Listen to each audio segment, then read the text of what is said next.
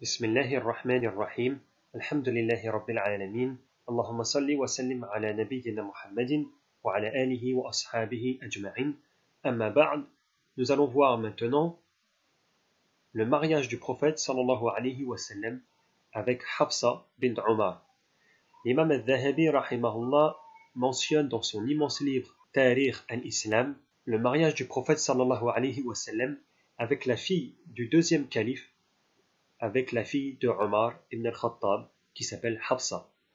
Hafsa est née à la Mecque 5 ans avant que le messager d'Allah sallallahu alayhi wa sallam reçoive la révélation. Elle se maria avec le messager d'Allah l'an 3 de l'Hégire. Elle avait à ce moment-là environ 20 ans. Elle fut dans un premier temps mariée à un homme qui s'appelle Khunais ibn Hudhafa as-Sahmi. Il est dit que Omar ibn al-Khattab, après qu'elle fut mariée avec Khunais, se présenta à Abu Bakr pour lui marier sa fille, mais celui-ci ne lui donna aucune réponse. Omar se présenta alors à Uthman, qui refusa. Omar se plaignit de cela au messager d'Allah sallallahu alayhi wa sallam, qui lui dit « Hafsa va se marier à une personne meilleure que Uthman, et Uthman à une personne meilleure que Hafsa. » Puis le messager d'Allah demanda à Omar la main de Hafsa qui accepta tout de suite. Uthman, quant à lui, se maria après Ruqayya à sa sœur qui est Kulthum. Après avoir marié sa fille au prophète sallallahu alayhi wa sallam, Omar rencontra de nouveau Abu Bakr qui lui dit « Ne m'en veux pas de ne pas t'avoir donné de réponse. Le messager d'Allah avait mentionné Hafsa. Je ne voulais pas dévoiler son secret.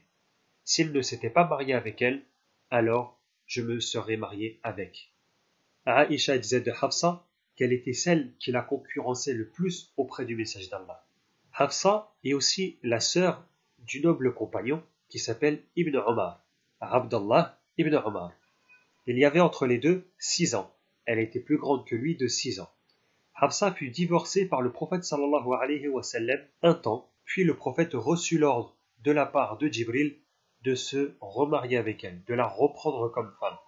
Djibril dit au prophète « Elle jeûne beaucoup, prie beaucoup, et c'est ta femme au paradis. » Hafsa radiyallahu anha décéda en l'an 41, l'année où Al-Hassan radiyallahu anhu délaissa le califat au profit de Muawiyah. D'autres historiens disent qu'elle décéda en l'an 45 à Médine, et c'est Marwan ibn al-Hakam qui pria sur elle. Radiyallahu anha wa rahimaha, Allahumma salli wa sallim ala nabiyyina Muhammad wa ala alihi wa ashabihi ajma'in.